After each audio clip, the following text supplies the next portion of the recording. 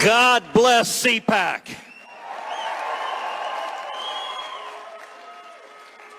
I gotta say, Orlando is awesome.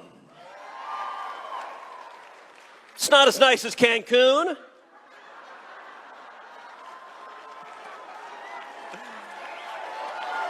But it's nice.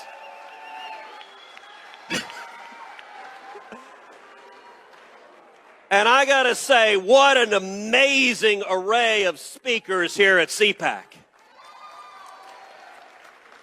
For a second there, I thought we were in Des Moines.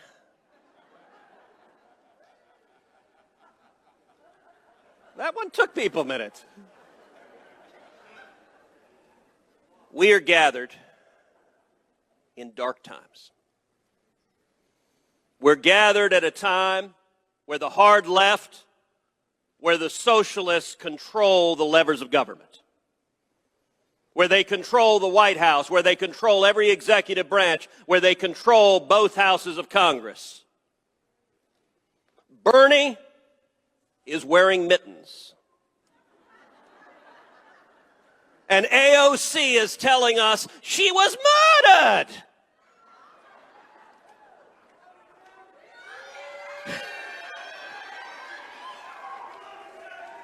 And the media desperately, desperately, desperately wants to see a Republican civil war.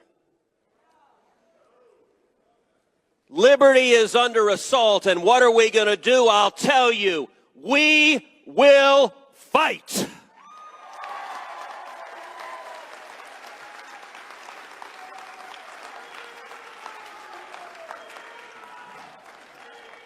Listen to William Wallace. And let me tell you, the media here looks at the men and women gathered here, at the young people gathered here, as dangerous radicals. This is the Rebel Alliance.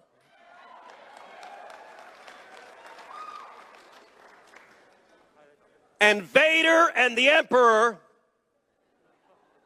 and let's be clear, they're not your father, are terrified of the rebels who are here, and I'm proud to tell you, Gina Carano is standing with us.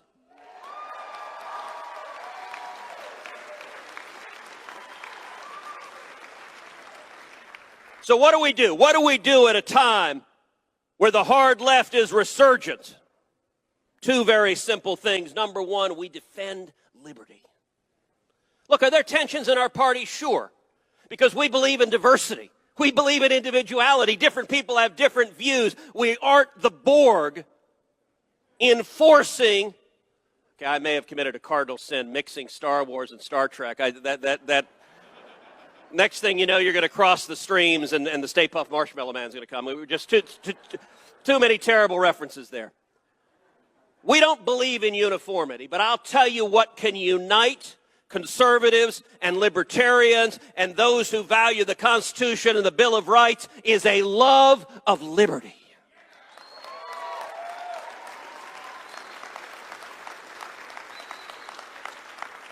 And the left, they tell you who they are, particularly in a global pandemic. As Rahm Emanuel said, you never want to waste a good crisis. And hoo boy, these guys don't want to waste it.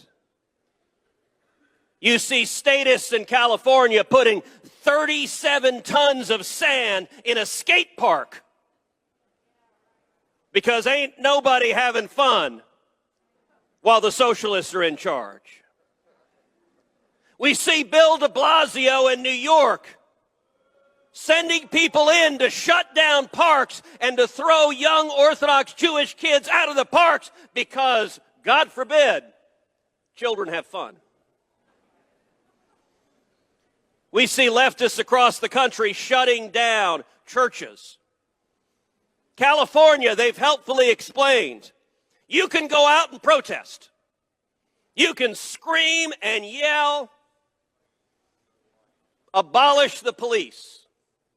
And this virus, magically, no one will get infected. You can French kiss the guy next to you, yelling, abolish the police. and no one will get infected. But if you go to church and say amazing grace, everyone's going to die.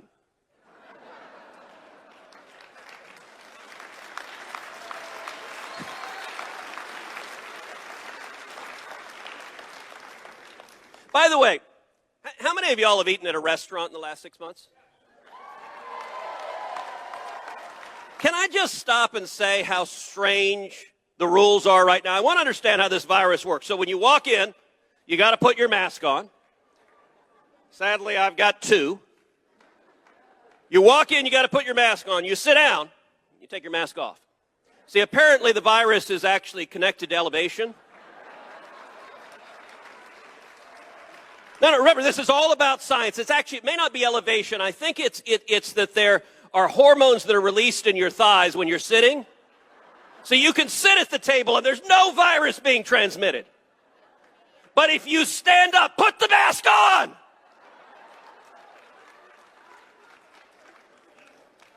And listen, let's be clear. This is a dangerous virus. But these collectivist statists, okay, now they're saying, everybody can get immunized. We can have herd immunity everywhere, and we're going to wear masks for the next 300 years.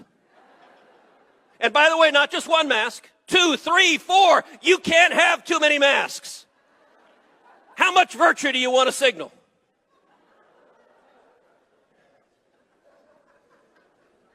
This is just dumb.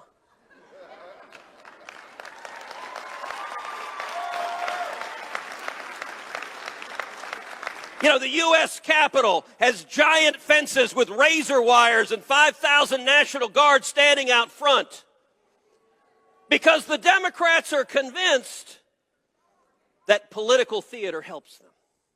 Let's be clear, this is not about security at this point. This is about political theater. Half the country, the deplorables, are dangerous. And they're going to turn the Capitol into a military outpost in Baghdad just to have their compliant media echo that message. But do you know what terrifies every one of these statists? The truth. Liberty's powerful. Liberty's persuasive. Liberty is fun. You know, last week, we lost the great Rush Limbaugh.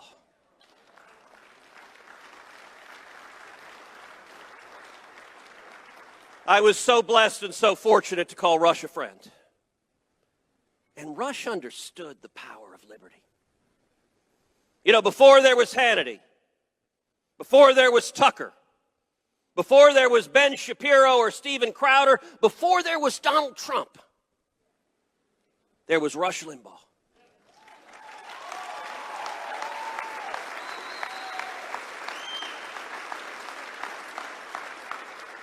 And before there was Section 230, there was something called the Fairness Doctrine, which gave leftists in Washington the power to silence views they didn't like. We got rid of the Fairness Doctrine, and Rush Limbaugh started by going on one AM station.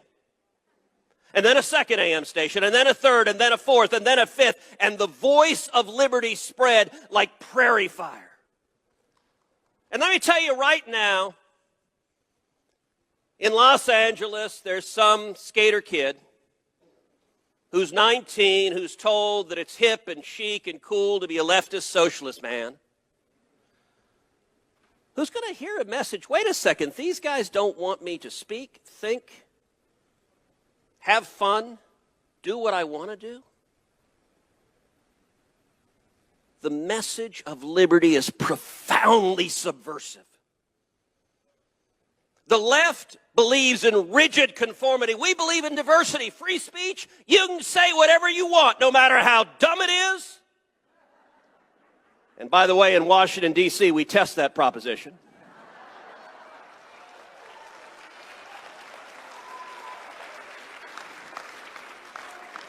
Religious liberty, you can worship however you like on your knees before Almighty God. Or you can worship the almighty dollar. Or you can worship, I don't know, pink Martians. That's the beauty of freedom, the Second Amendment. Oh, the left hates the Second Amendment because they want their people docile and compliant. You know, when we saw riots all across the country, I remember there were reports that riots were going to come into suburban, mostly peaceful, fiery but mostly peaceful.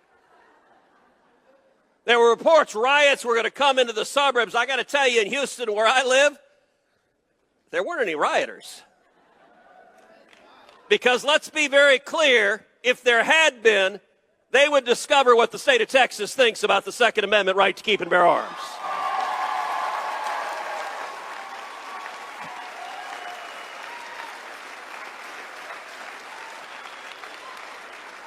So defend liberty. But number two, have fun. Have fun. You know, so many on the right, they act like they got a stick inserted somewhere it doesn't belong. Like, just lighten up. Especially now, the left, they are shrill. They are angry. How many leftists does it take to screw in a light bulb? That's not funny!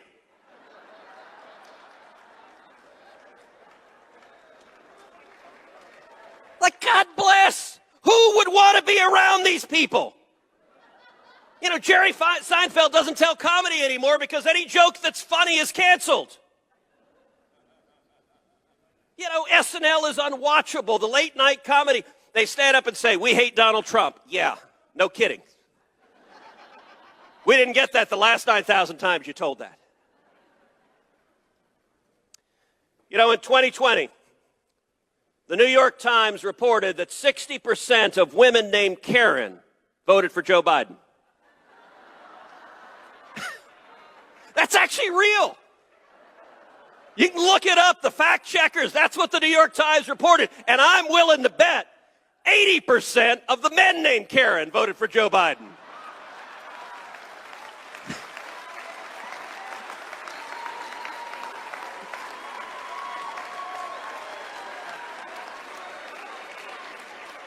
Just have fun. You know, yesterday, John Boehner made some news. He suggested that I do something that was anatomically impossible. To which my response was, who's John Boehner?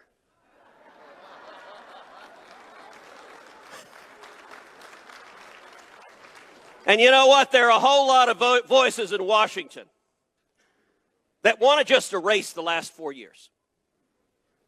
Want to go back to the world before, where we had government of the lobbyists, by the lobbyists, and for the lobbyists. Where the Republicans' compelling message was, Republicans, we waste less. And they look at Donald J. Trump, and they look at the millions and millions of people inspired who went to battle fighting alongside President Trump, and they're terrified. And they want him to go away. Let me tell you this right now, Donald J. Trump ain't going anywhere.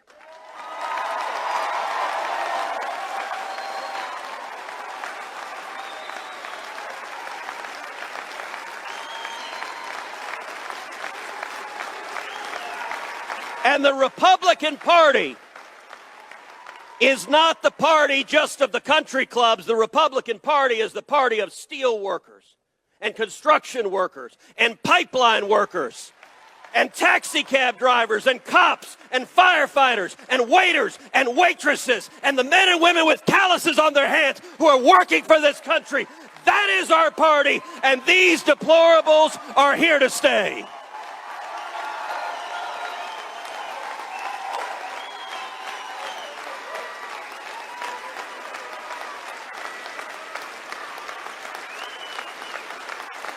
Every one of you has a platform.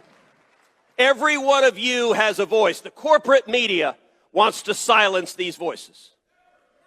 You have a platform. You know, last year I launched a podcast Verdict with Ted Cruz. Over 25 million downloads in a year. By the way, please go subscribe. Verdict with Ted Cruz, Verdict with Ted Cruz. Click on subscribe, 5 stars, please. But you know what? You have the same platform. You have social media. You have your friends, your neighbors, your family, your classmates. Speak out for freedom. Because I'm going to close with these words of encouragement.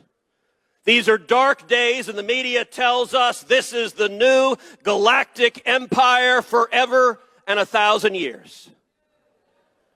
But already Joe Biden and the radicals in his administration, they are already overshooting. They are already going too far. Their policies don't work. They are disasters. They are bad. They are destroying jobs. They are stripping our freedom. And there is a natural pendulum to politics. And the country will come back to sanity. And mark my words, 2022 is going to be a fantastic election year. And so is 2024.